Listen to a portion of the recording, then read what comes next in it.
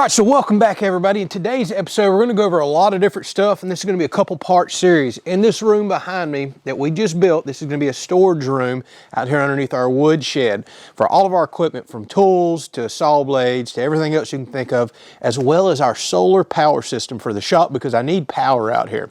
So today we're going to go ahead and set up our solar system, get initial power, and in the next episode we'll go to the panels, the trenching, running additional wiring, but I want to go ahead and get some power set up today.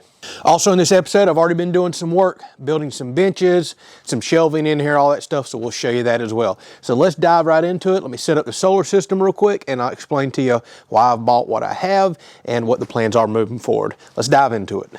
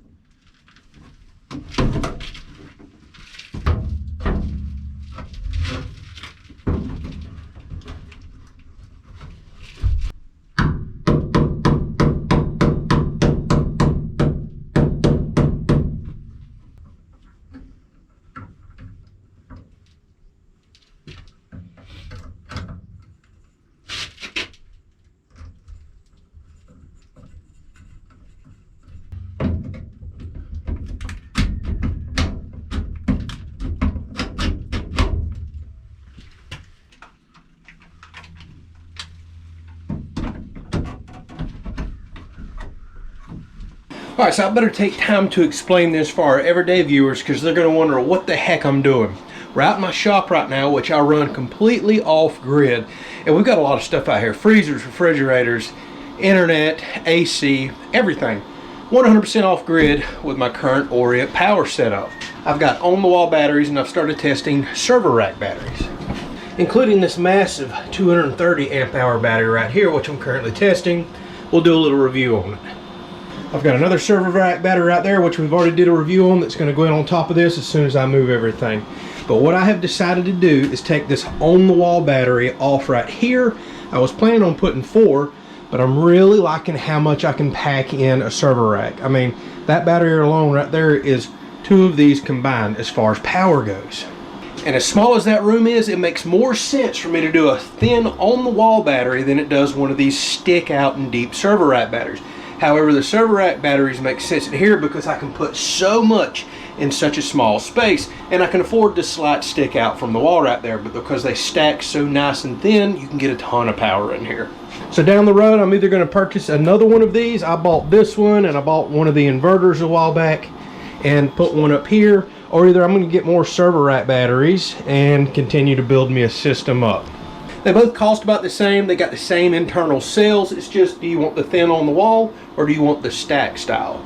So I'm about to pull this one off right here. This makes the most sense to move out there to the shop, and it gives me a ton of power. Plus I left room out there with that wall plate that I just built and put on, where I could order a second one of these in and put down below it for 10,000 watt hours of capacity, a little over that actually. So long story short, that means I can build that system out there as big as I need to. But right now, I think one of these batteries is going to take care of all my needs.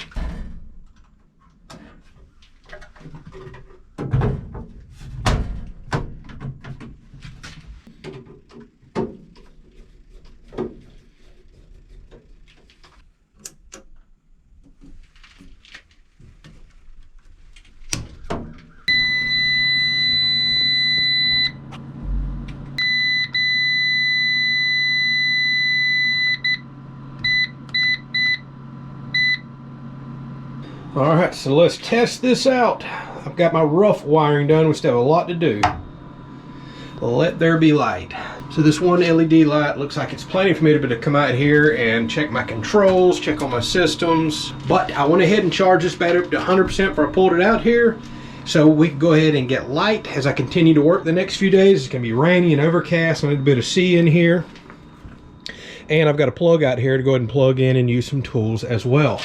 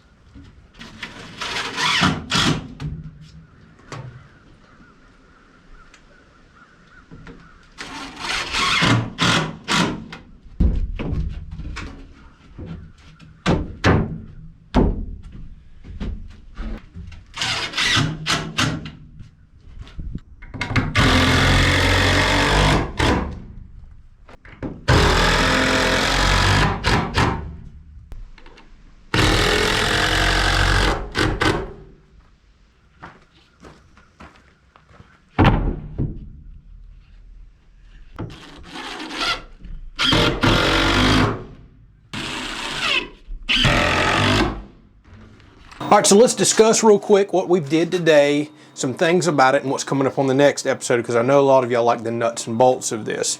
So originally my plan was to put, like say, a large battery out here, 24, 48 volt battery, or multiple 12 volts, for example, buy me an independent inverter, like say 3,000 watts, and get me a basic charge controller, like say a 30 to 60 amp charge controller, MPPT. So I got the price and all that out. For example, a very off-brand, moderate review 3,000 watt 48 volt inverter, because I have a lot of 48 volt batteries, it was about 350 bucks on Amazon. So I was pricing that. I was like, okay, like say a Victron charge controller or a more involved, like say 60 amp charge controller was going to be anywhere from say $100 to $200. Now we're looking at 550 bucks. And I was like, okay, that really kind of limits what I can do out here in the future. I think 3,000 watts will cover me, but I got a lot of lights I'm going to run. I'm going to run some plug-in tools out here. I was like, oh no, I'm already limiting myself.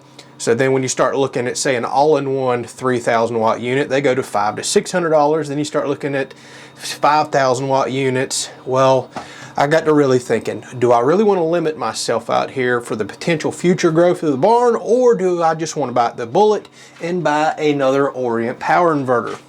Here's where it really made sense to me. Yes, this costs quite a bit more than going with a basic hole-in-the-wall inverter and a basic charge controller, but I get so much future expandability with this.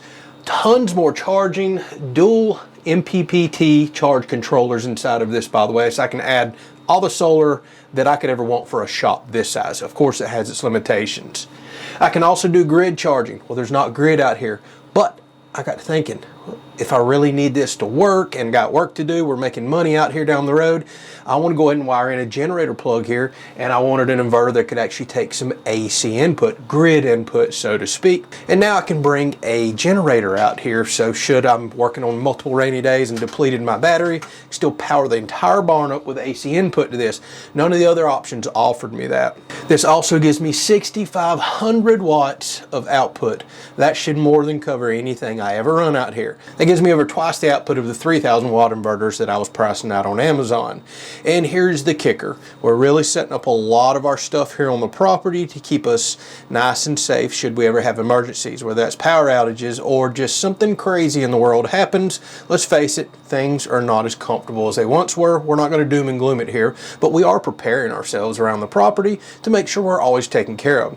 Well, I already have 2 of these inverters running my shop off grid that I'm going to tie into the house as well so they can take care of all of our food, safety, run our well pump water, and it made perfect sense for me to have a 3rd one out here. So should an emergency ever happen and we're truly depending on our solar, if one of those inverters were to burn up over there, I can come right out here to the shop, steal this one right off the wall, and I've technically got me a backup inverter. That's what sold me on going ahead and buying another one of these. By the way, I did buy this one. I did buy another one over in the shop, but the original one the company sent out to me to do a review on. I know a lot of people are going to be curious about that, and I enjoyed it so much that I bought a second battery, bought a second inverter. Now I've bought another inverter, so we're going to continue to build our system out with them because the equipment thus far has proven itself. If you're curious about it and the specs, I'll put all this stuff down in the description so you can check it out as well. So you can see we've got a 5 kW battery right here. It's 5.1, 48 volts. And I've left room to add another one so we could do up to 10 kW out here, which is more than enough to run anything that I have. We're going to do 600 watts of high bay lights out here. We're going to do floodlights, and again, we're going to do plug-in tools. So as long as I'm not working out here too much through the night, I plan to work out here during the day. I think this battery is always going to take care of me. But should I decide I need more power, we can easily double up or go even bigger, but there's no reason to ever go any bigger than that. All right, this episode's rocked on a few days and through the holidays, so we're going to wrap it up. Main thing was getting some lights, getting my first bit of power out here. Obviously, I can't run long on a battery that's not being charged. So coming up in the next episode, check this out. My first ever bifacial panels. These are big 200 watt bifacial panels. We're going to build a portable mount. That's right. So dealing with all the emergency preparedness and things that we're going to have, I'm going to start making some portable solar panels out here because we have solar in the house. We got it in the shop. Now we're going to have it out here. We got a ton of it on the property. You can still see we're catching sun over here. We catch it all day long, so we're going to have to trench, run a wire over there. We're going to build this really cool portable panel station, we'll call it. Also need to get some paint up here on this. We've got lights, high bay lights, just like the ones in my shop that we're going to install out here. We're going to run more electrical around here where I can charge up batteries for, like, say, my blower or anything else that I need out here. And as far as this workbench that I built, somebody gave me an awesome idea to do that, and I was like, perfect, let's do something real quick with some scrap that I have. See, I got me a blower up here right now, which I'll always need out here for cleaning off equipment, but I use chainsaws out here all the time, so now I can throw a chainsaw up there, tighten the chain, and I'm buying another saw that's going to really help me with my firewood business that may sit up there or out in this area, but that's the reason I wanted a dedicated 20 amp plug over here with full power, and this inverter can run me multiple 20 amp circuits out here. So needless to say, still quite a bit coming, and then we dive into a couple really big projects around the house that I'm excited to share with y'all. Thank y'all so much for watching. We'll catch you on the next one.